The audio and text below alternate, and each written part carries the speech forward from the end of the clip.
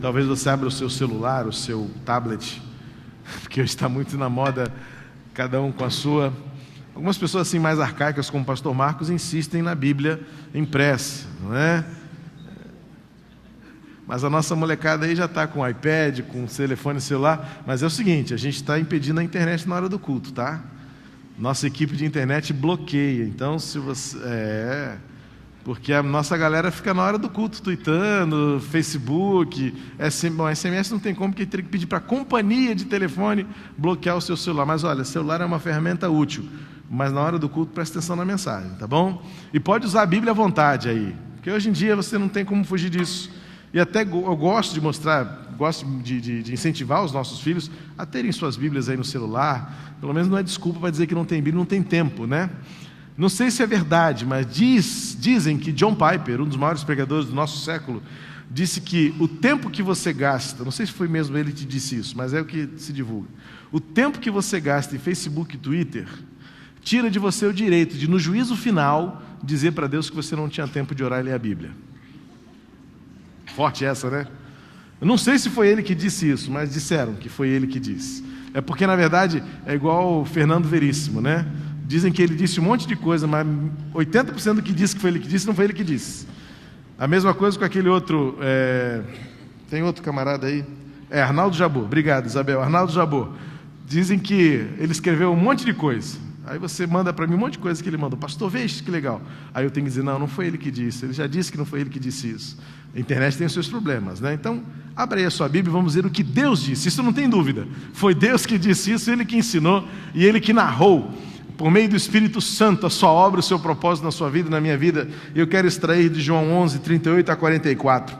Uma experiência rica de Jesus, trazendo poder e ressurreição a Lázaro, seu amigo. Eu quero desse trecho extrair 3 imperativos que fazem você ter uma nova chance. É uma palavra de vida para você nesta noite, para a semana que está começando. Quero compartilhar com você aquilo que eu creio. 3 imperativos que dão a você uma nova chance. João capítulo 11, versículos 38 a 44, é o momento em que Jesus traz Lázaro de dentro do sepulcro.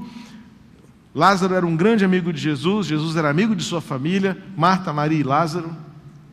Em dado momento, o capítulo 11 é muito rico, muito precioso de ensinamentos. Em dado momento, Jesus fazendo lá os seus ensinamentos, chega a notícia: teu amigo Lázaro está doente, vá depressa. Aí Jesus fala assim: fiquem tranquilos, essa doença não é para a morte, mas é para a glória de Deus. Dá um tempo lá, que eu não sei exatamente que tempo que é, chega um outro amigo e fala assim: teu amigo morreu. Aí o pessoal que devia estar em volta deve ter ficado em parafuso, né? Mas peraí, não era para a morte, o cara morreu, que história é essa? Como é que é isso? Como é que funciona essa dinâmica, essa matemática, essa lógica de Deus, de que o amigo está doente e Jesus fala, não é para a morte, e depois vai e o amigo morre. Como é que isso acontece? Jesus meio que explica isso. Eu digo meio que explica porque ele não tem esse interesse em responder algumas questões nossas. Mas a gente pode, por conclusões muito próprias, admitir que Deus realmente resolveu esse problema teológico-filosófico, quando a irmã Marta chegou para ele e disse assim: mestre, se tu estivesses aqui, nosso irmão não teria morrido. E aí Jesus fala para ela assim: eu sou a ressurreição e a vida. Quem crê em mim, ainda que morra, viverá. Percebe então que não era para a morte? Porque em Jesus a morte não existe. Então, ainda que morra, viverá. Jesus não estava preocupado com a morte física. Jesus não estava se referindo à morte do corpo, ao corpo que volta ao pó de onde veio, ao corpo que desfalece, ao corpo que envelhece, ao corpo que endurece. Não. Jesus estava falando da alma. E se existe alguma coisa pela qual nós devemos realmente nos preocupar, é com a nossa alma. E é esta alma que Jesus veio resgatar na cruz. E é esta alma que permanece para sempre. E é esta alma que vai nos levar ou para o céu ou para o inferno. E Jesus então senta com Marta e Maria e as consola, dizendo: eu estou aqui, e eu sou a ressurreição e a vida. Ainda que esteja morto, viverá. Levem-me até ele. Aí, tentando contemporizar, ele disse assim: não, mestre, o senhor não entendeu, ele está morto. Mas eu quero vê-lo. E avisam Jesus, mais insistentemente avisam a Jesus: olha, mas já faz 3 dias. E Jesus diz: mas eu quero ir lá. E diz o versículo 35, uma das narrativas mais profundas de sentimento e de humanidade de Jesus, quando o versículo 35 narra que Jesus, ao chegar próximo ao sepulcro, diz o texto em João, Jesus chorou. Isso é muito forte.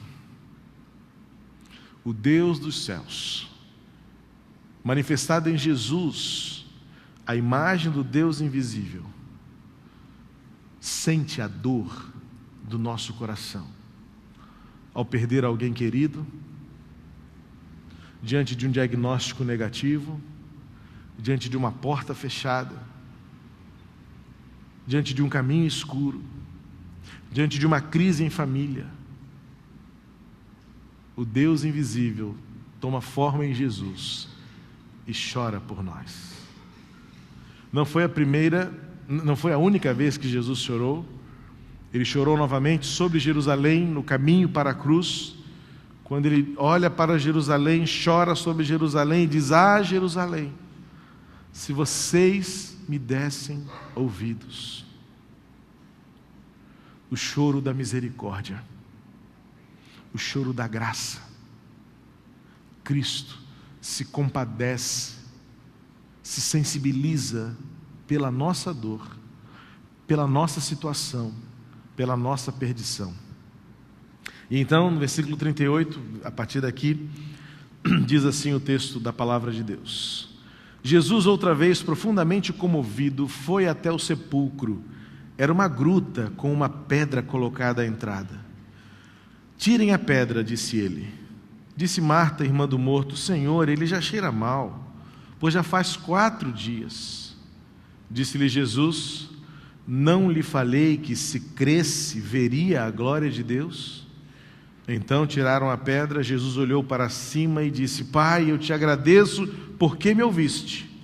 Eu sei que sempre me ouves, mas disse isso por causa do povo que está aqui, para que creia que tu me enviaste. Depois de dizer isso, Jesus bradou em alta voz: Lázaro, venha para fora.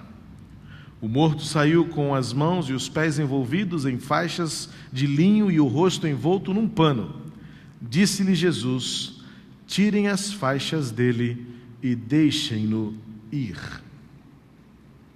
Eu quero destacar nesse texto palavras de vida baseadas em 3 imperativos. É muito fácil você me ajudar a organizar as ideias desta mensagem e gravá-las em seu coração. Porque nesse texto que lemos nós encontramos rapidamente 3 ordens de Jesus. Num momento tão pequeno, Jesus faz 3 declarações imperativas. 3 ordens são claras para aquele povo que estava ali. E a partir dessas 3 ordens podemos tirar conclusões preciosas, práticas e pertinentes para hoje, para a sua vida. Como que eu creio serem 3 imperativos para uma nova chance. E todos nós precisamos de uma nova chance. Diante de um caminho sem saída, diante de uma porta fechada, diante da incerteza do futuro, diante de uma crise intensa, diante de uma lágrima que não nos dá descanso, diante de um diagnóstico que nos assustou nos últimos dias, ou que ainda nos assustará. Todos nós, a começar em mim, precisamos da graça do Senhor para ir adiante. E a primeira ordem que Jesus dá diante do sepulcro de seu amigo Lázaro, ele diz: tirem a pedra. Algo importante nesta ordem de Jesus, porque você e eu sabemos que quando Jesus quis, ele mesmo tirou a pedra. Não sabemos exatamente como foi, mas os evangelhos narram que lá no sepulcro de Jesus, quando Pedro, Madalena, Maria foram ao sepulcro bem cedinho, na madrugada daquele domingo de Páscoa, encontraram a pedra revolvida. A palavra de Deus dá conta de que aquela pedra moveu-se milagrosamente. Tenham sido por anjos, tenha sido pelo próprio Jesus em sua palavra de poder, mas o fato é que os evangelhos dizem que a pedra foi selada, talvez concretada se fosse nos dias atuais, mas a garantia que os governantes queriam ter era de que ninguém iria ali roubar o corpo de Jesus para depois dizerem que ele ressuscitou. Então, temos da nossa parte, pela fé ou da fé, a garantia de que no que dependeu dos homens daquela época, aquela pedra estava muito bem fechada. E quando os amigos de Jesus chegaram pela manhã para uma última homenagem póstuma ao seu amigo, tiveram a maravilhosa surpresa: a pedra havia rolado. Diferentemente neste versículo, Jesus dá ordem aos homens daquela circunstância e fala assim: tirem a pedra. O que isso tem a ver comigo e com você, e especialmente o que isso tem de prático numa vida atual, no dia 18 de março de 2012, quando você e eu estamos diante de uma semana que começa, e o que isso pode se aplicar no nosso dia a dia como um imperativo para dar-nos uma nova chance. Tirar a pedra significa lançar fora os obstáculos e os impedimentos que nos impedem de avançar. Conta uma ilustração, provavelmente uma fábula, mas que ilustra bem que na China vivia um homem mendigo que viveu a vida toda mendigando.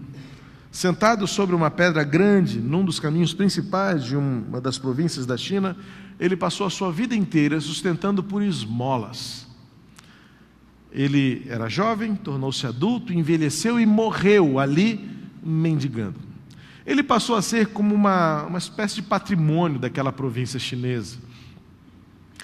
Ao morrer, o líder daquela região decidiu fazer uma homenagem e decidiu retirar aquela pedra de onde aquele homem viveu a vida inteira mendigando e colocá-la num lugar de honra. E disse: poxa, ele fazia parte da nossa história, ele vivia aqui na dependência das nossas esmolas, nem que seja numa homenagem póstuma, vamos dar a ele uma memória de honra. E ao tirarem aquela pedra do lugar, descobriram que sob ela estava uma boa porção de pedras preciosas cravadas no solo daquele lugar. Ilustra que muitas vezes nós estamos sentados sobre pedras que são marcos da nossa vida, obstáculos no nosso caminho, mas que por baixo dela estão oportunidades incontáveis. Se nós tivéssemos tão somente a coragem e a ousadia de dar o próximo passo de fé e tirar a pedra diante de nós. Mas há pedras tão grandes, há pedras tão pesadas, há pedras tão históricas na nossa vida. Mas a ordem de Jesus àqueles homens significa abrir o caminho. Tirar a pedra significa dar lugar ao mover de Deus e à manifestação do poder de Deus. Há algo importante na exegese desse texto que, se você perceber, Jesus já ora agradecendo a Deus. Obrigado, Senhor, porque Tu me ouviste. Ou seja, lá dentro do sepulcro, o milagre já havia acontecido. A pedra impedia que os de fora vissem a glória de Deus. E é por isso que Jesus fala na oração: eu sei que o Senhor sempre me ouve, mas eu disse isto para que todos creiam que Tu me enviaste. Meus amigos, meus queridos irmãos, quantas vezes pedras de incredulidade, pedras de medo, pedras da dúvida, pedras da incerteza, pedras da fragilidade e da fraqueza espiritual, pedras nos nossos caminhos, como tropeços, até mesmo pelo desconhecimento do que Deus já está fazendo, nos impedem de ver e contemplar a manifestação e a glória de Deus.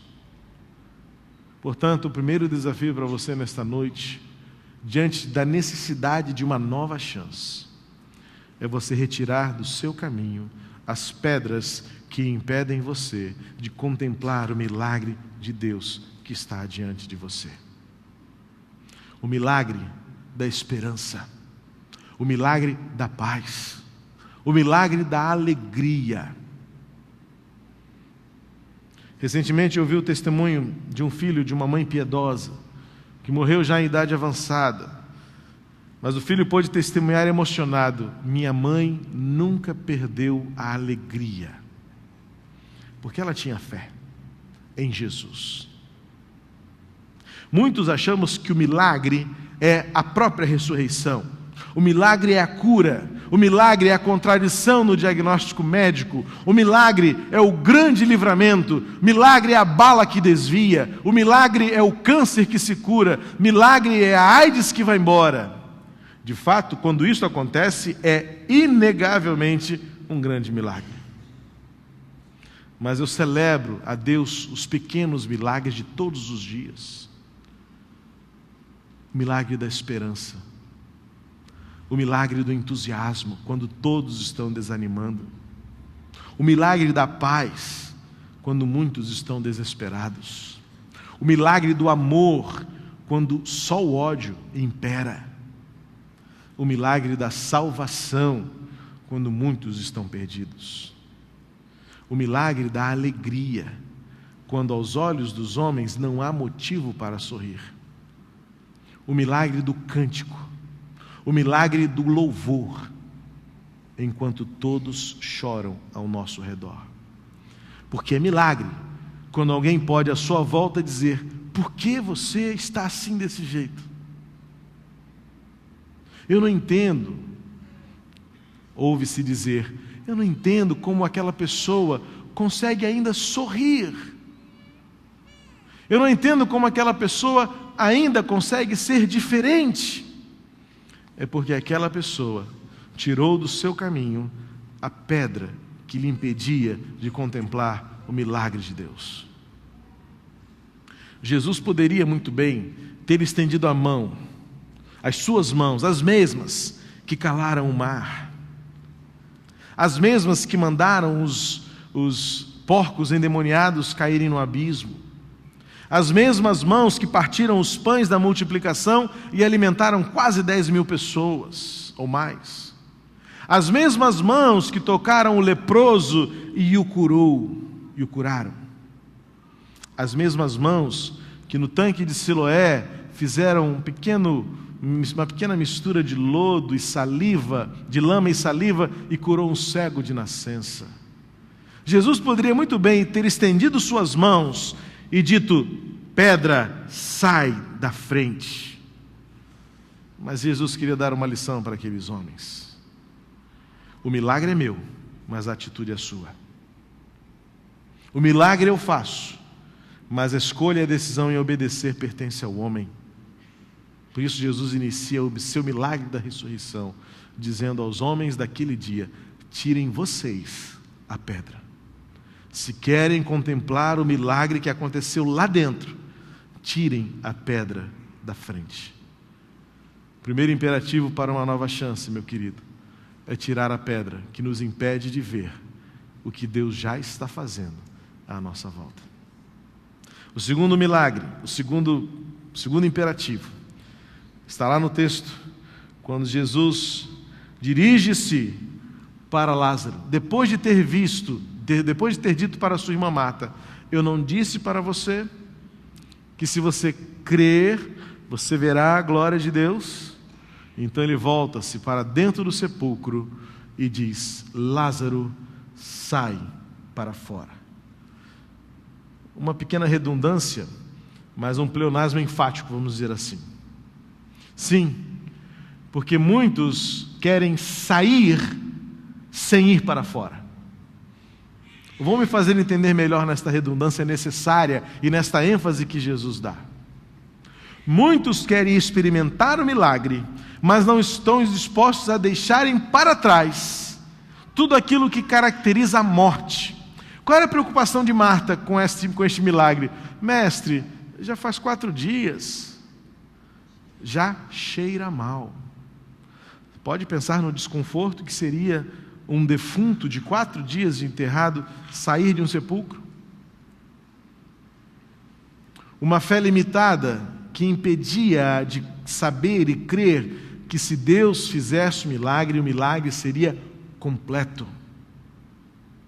E a ordem de Jesus, aparentemente pleonástica e redundante, quando ele diz, sai para fora, significa dizer, venha para cá, mas deixe aí tudo aquilo que caracteriza a morte.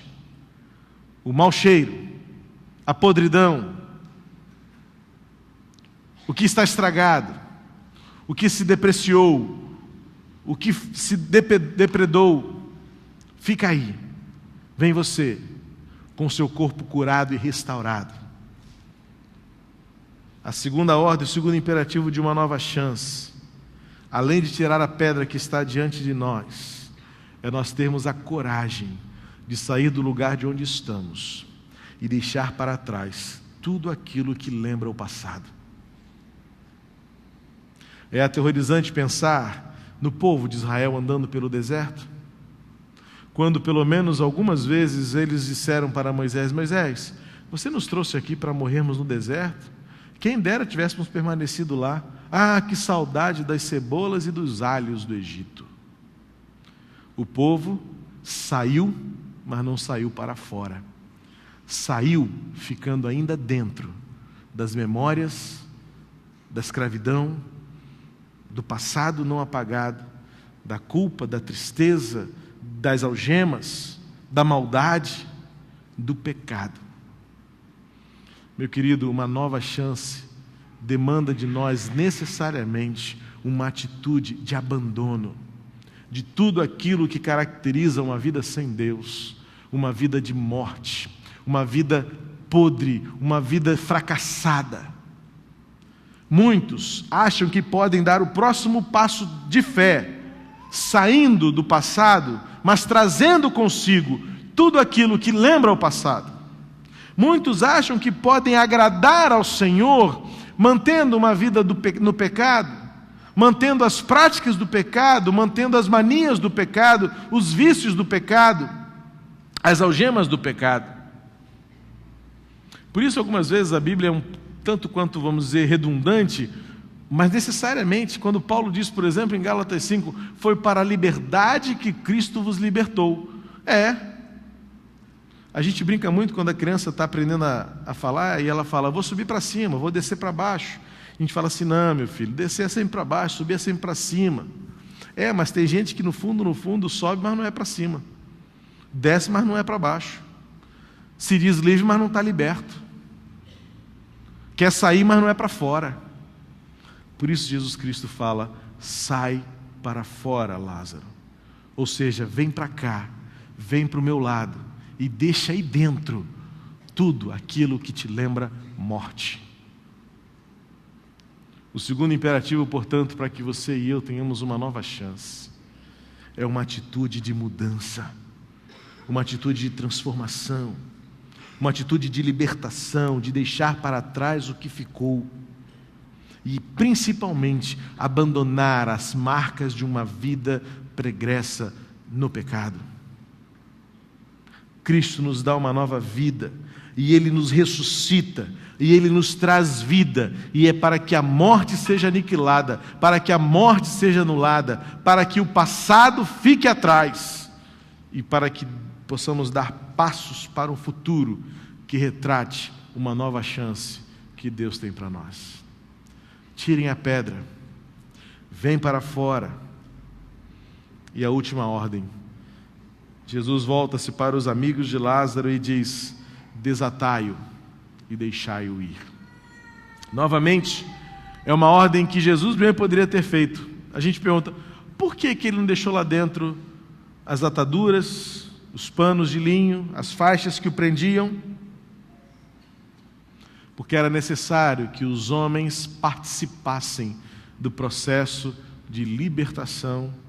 Era necessário que os homens testemunhassem que por baixo daquelas ataduras havia um novo homem. E novamente, o milagre é do Senhor, mas a atitude é sua. É minha responsabilidade.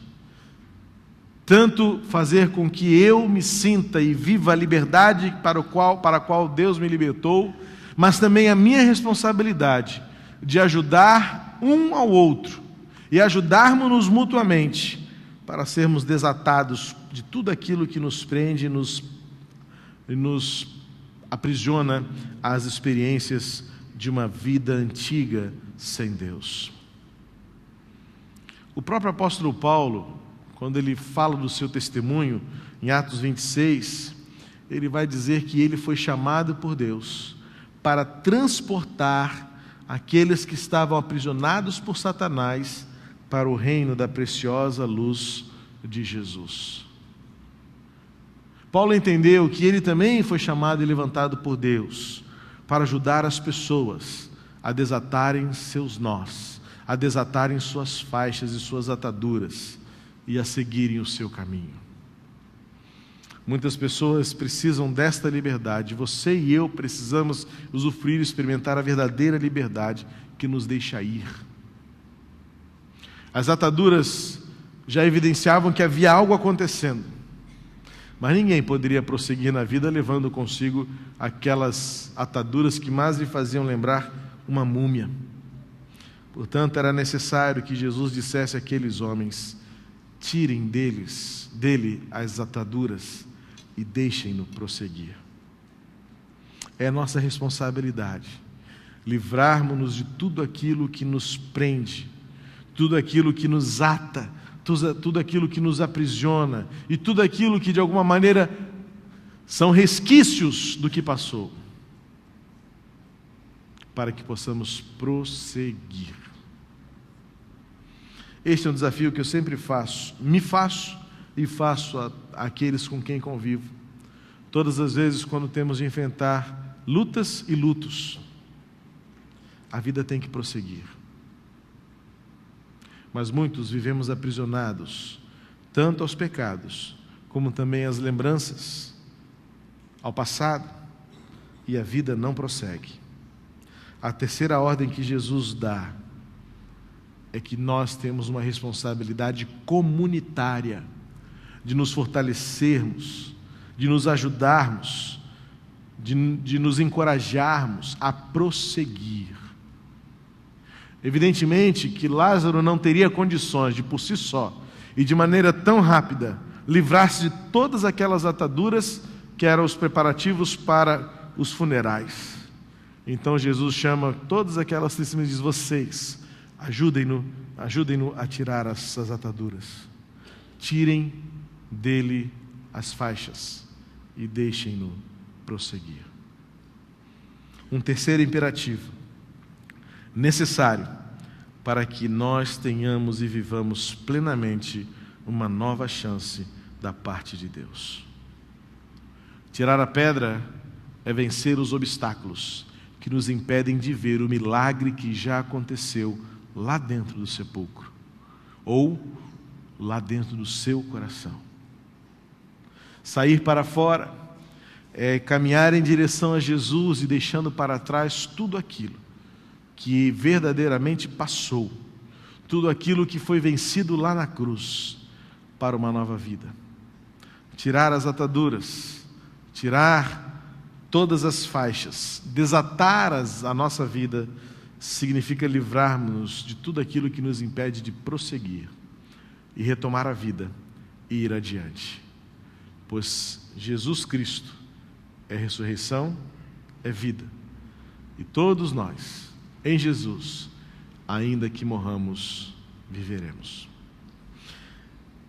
3 ordens, 3 imperativos, 3 palavras do Senhor para a sua vida. Quais são as pedras que estão diante de você? Onde você está, tão lá dentro, que precise vir para fora, ao encontro de Jesus? Quais são as ataduras nesta vida que estão lhe impedindo de prosseguir? Examine-se. Vasculhe o seu coração, sua mente, sua história. Pense nos dias que estão por vir. Nomeie essas pedras que precisam ser retiradas. Coloque diante de você o alvo e a direção.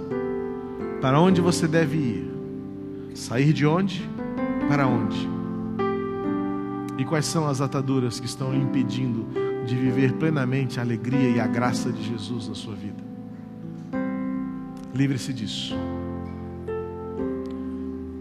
A Jesus pertence o milagre, mas a atitude é sua. De que maneira esta palavra alcança o seu coração? Eu não conheço todos, mas eu tenho certeza em Jesus que esses 3 mandamentos, essas 3 ordens de Jesus, esses 3 imperativos se aplicam à sua vida.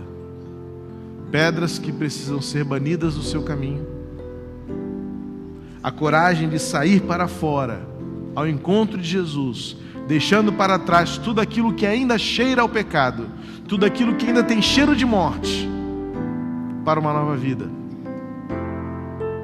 e tirar as ataduras, despir-se de tudo aquilo que ainda é marca do passado, para vestir-se do novo que Deus separou para você. Examine-se, vasculhe o seu interior e peça a Deus que lhe mostre quais são as pedras, qual é o caminho para prosseguir. Feche seus olhos e peça ao Senhor que traga à sua mente a visão exata do que precisa ser deixado para trás.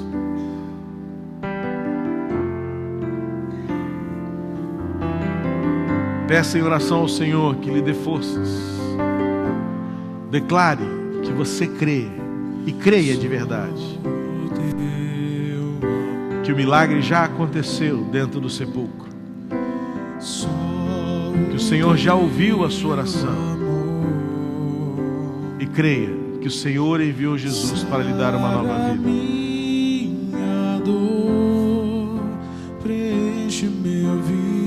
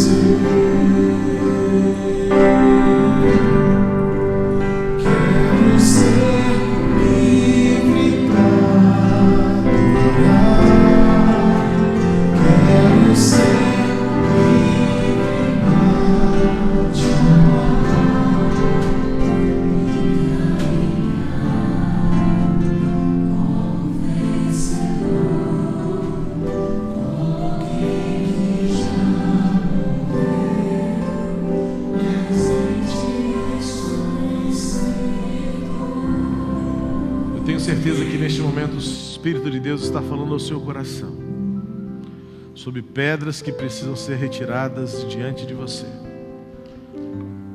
O Senhor está falando ao seu coração o que significa sair para fora e deixar para trás, na sepultura da alma, aquilo que cheira a pecado, aquilo que cheira a morte, para uma nova vida. E nós estaremos juntos, tirando as ataduras uns dos outros, para prosseguirmos. Mas antes de cantarmos este cântico mais uma vez, eu quero perguntar se há neste lugar alguém que crê, ou que acredita, e entende que a sua vida precisa de um novo começo. E este novo começo pertence a Jesus. E talvez haja entre nós alguém que nunca tenha entregado a sua vida plenamente a Jesus. E eu não estou falando de participar de igreja, de ser religioso, de ser membro de igreja alguma, não. Estou falando de entregar o senhorio a Cristo e entregar aos pés da cruz tudo aquilo, pedras, ataduras e o cheiro de morte, para uma nova chance, para uma nova vida, para um novo começo. Se nessa noite há alguém que se encontra nessa circunstância, eu quero orar por você, porque você é o motivo da nossa festa nesta noite. Na medida em que você entender que a sua vida tem um novo começo, esta é a razão da nossa alegria. E é como Jesus disse na sua oração ao Pai nesse texto: Pai, eu disse isso para que eles creiam que Tu me enviaste.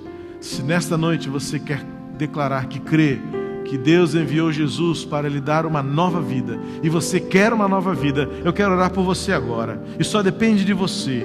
O milagre o Senhor já está fazendo, e só depende agora da sua atitude, de tirar a pedra do seu caminho, de sair para fora, e nós ajudaremos você a tirar as ataduras da sua alma, para a sua vida prosseguir, pois fomos chamados para isso, é o nosso compromisso, é a nossa missão. Se alguém nesta noite que deseja um novo começo, este começo é com Jesus. E se você nesta noite abre a sua vida para que Jesus comece uma obra, Ele já está começando. Eu quero orar por você. Onde você está, levante uma das suas mãos. Eu quero orar pela sua vida. Deus seja louvado por vocês. Amém. Glória a Deus. Deus seja louvado por estas vidas que nesta noite, glória a Jesus, vidas que são alcançadas pela graça do Senhor, que tiram as pedras diante de si, para verem o milagre que Deus está fazendo. Deus seja louvado por cada vida. Quantas vidas! Glória a Jesus por isso. Nós vamos cantar mais uma vez o cântico.